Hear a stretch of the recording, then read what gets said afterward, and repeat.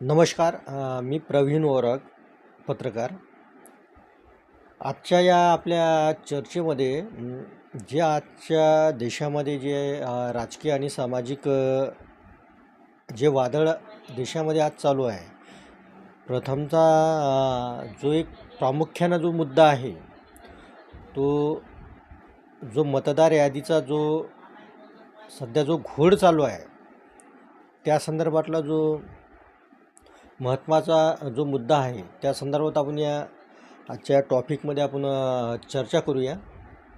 त्यानंतर सोबतच नव्याने जो काही आता महाराष्ट्रामध्ये जे काही जरांगे पाटील आहेत, यांनी जो काही मराठा आरक्षणासंदर्भात जो काही तो त्यांनी जे काही आंदोलनाची आता भूमिका घेतलेली आहे त्या संदर्भातही आपण या संदर्भात थोडंसं सविस्तर चर्चा करूया. तर प्रथमतः आपण या विषयावर येऊया की जो सध्या देशामध्ये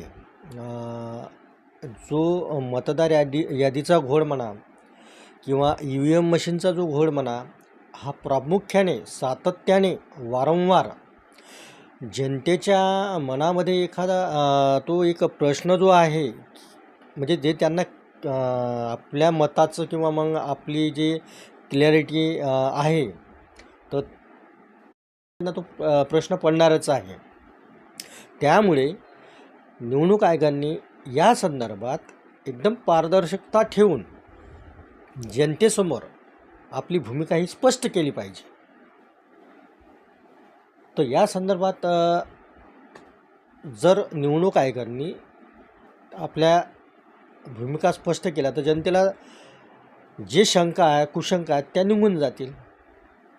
आणि दुसरा मुद्दा जो आहे, गेल्या सातत्याने जवळपास 1.5 वर्षापासून महाराष्ट्रामध्ये जे मराठा आरक्षणाच्या संदर्भात मनोज जरांगे पाटील हे सातत्याने आंदोलन करत आहे आणि त्यांची मराठ्यांची मागणी हे जे आहे ते रास्तच आहे. तर त्याही संदर्भात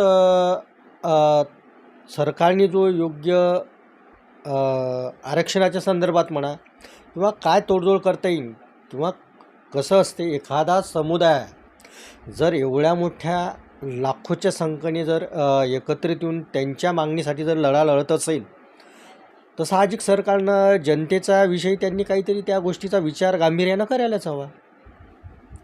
आता त्यांचं 29 तारखेला आंदोलन आहे, त्यांची आज सुरुवात झालेली आहे आंदोलनाची. ते अंतरवली त्यांचं गाव आहे, तिथून त्यांनी आज ते मुंबईकडे आज ते रवाना झाले. तर आता त्याच्यात सुप्रीम कोर्टात